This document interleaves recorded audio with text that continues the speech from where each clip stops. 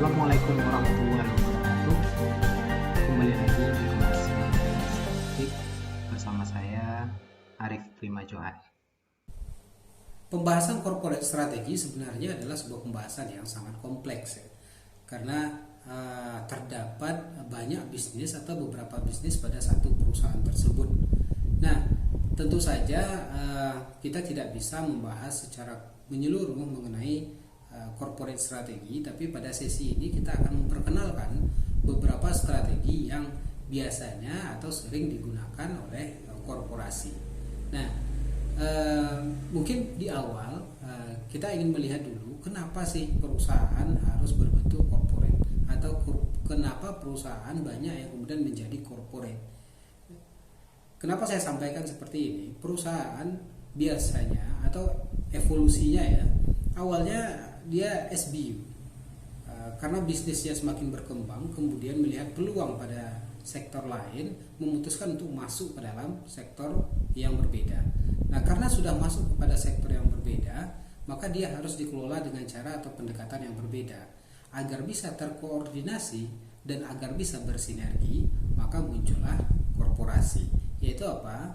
Institusi yang menaungi unit-unit bisnis yang bergerak pada industri yang berbeda. Sehingga pertanyaan awal pada investasi di bidang korporasi adalah bisnis apa yang akan kita masuki.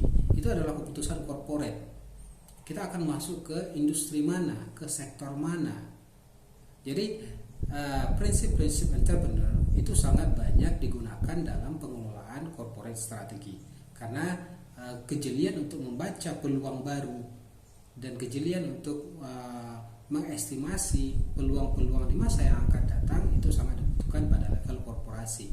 Tapi pada umumnya perusahaan korporasi tumbuh dari SBU, tumbuh dari a single business firm. Nah, contoh sekarang Gojek itu perusahaannya, saya lupa nama PT-nya, mohon maaf, itu sudah mulai bertindak seperti korporasi. Sudah mulai mengakuisisi perusahaan-perusahaan lain, sudah mulai masuk ke sektor-sektor usaha yang berbeda walaupun masih dalam tema teknologi. Nah, baik, pertama kita lihat dulu apa sih rasionalisasinya perusahaan itu menjadi sebuah korporasi, atau rasionalisasi korporasi itu sebenarnya apa? Pertama, dengan menjadi korporasi, perusahaan memiliki peluang untuk bersinergi dan sharing infrastructure. Jadi berbagi infrastruktur. Nah, misalnya begini,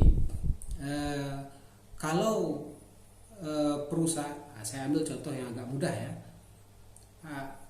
Anda paham bahwa MNC Group itu adalah korporasi. Di bawah MNC Group terdapat RCTI, kemudian ada Global TV, kemudian ada Koransindo, dan ada asuransi juga sebenarnya, bidang finance, dan ada perusahaan-perusahaan yang lain.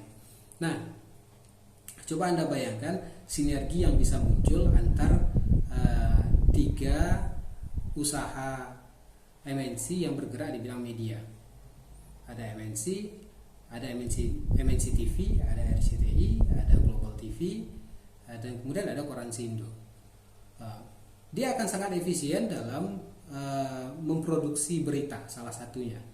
Satu berita yang didapat oleh satu orang jurnalis atau yang diproduksi oleh satu orang jurnalis bisa menjadi sumber atau bahan berita yang dapat digunakan oleh keempat bisnis ini. Nah, itu adalah contoh simple dari sharing infrastructure, sharing atau berbagi sumber daya. Satu sumber daya dapat digunakan oleh banyak perusahaan. Atau perusahaan manufaktur. Nah, manufaktur membutuhkan gudang untuk menyimpan persediaan atau untuk menyimpan stok barang jadi. Nah, bisa jadi perusahaan yang memiliki dua unit usaha di bidang manufaktur yang produknya berbeda menggunakan fasilitas gudang yang sama. Nah, kurang lebih seperti itu. Atau penggunaan jalur distribusi. Karena perusahaan sudah mempunyai infrastruktur di bidang distribusi, dia sudah punya mobil, kemudian sudah punya sistem, kenapa tidak ditambah dengan produk-produk yang lain yang juga dapat menggunakan sistem atau jalur distribusi yang sama dengan produk yang sebelumnya. Nah, itu yang pertama. Jadi ada sharing infrastructure antar unit usaha. Yang kedua, perusahaan melakukan atau berbentuk korporasi bisa untuk motif mengkapitalisasi core kompetensinya. Nah, ingat review kita ketika membahas tentang resource based view, bahwa perusahaan yang sukses adalah mereka yang memiliki sumber daya yang unik. Nah, itu juga disebut dengan core competence. Apa core competence dari perusahaan tadi? Misalnya gini, saya ambil contoh ya. Canon adalah perusahaan kamera, seperti itu yang kita tahu. Dulunya mereka juga memproduksi mesin fotokopi. Tapi apa core competence yang dimiliki oleh Canon sebenarnya? Satu saja, pengelolaan alat-alat optik. Core kompetensinya di sana.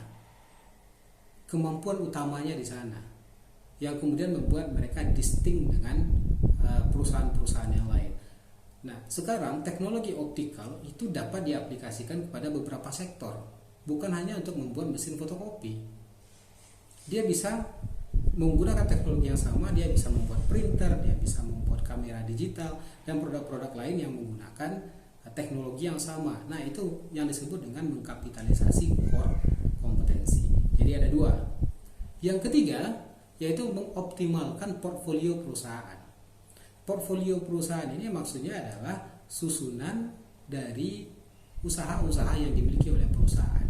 Dalam teori portfolio ada sebuah adagium ya, atau ada sebuah asumsi yang sudah dianggap benar oleh semua pakar dan semua praktisi, bahwa kita seharusnya tidak berinvestasi atau tidak menginvestasikan seluruh sumber daya kita pada satu investasi yang sama. Don't put all the eggs into the one basket. Jangan taruh seluruh telur ke dalam satu keranjang. Maka apa? Pisahkanlah keranjang-keranjang tadi yang tujuannya adalah bisa jadi itu mengoptimalkan value-nya corporate, menaikkan nilainya korporasi, dan dia juga bisa menjadi alat untuk meminimalkan risiko. Karena kalau satu bisnis jatuh, kita masih punya bisnis pada unit lainnya yang kemudian bisa menunjang korporasi. Nah, kurang lebih seperti itu prinsip-prinsip di dalam corporate strategy.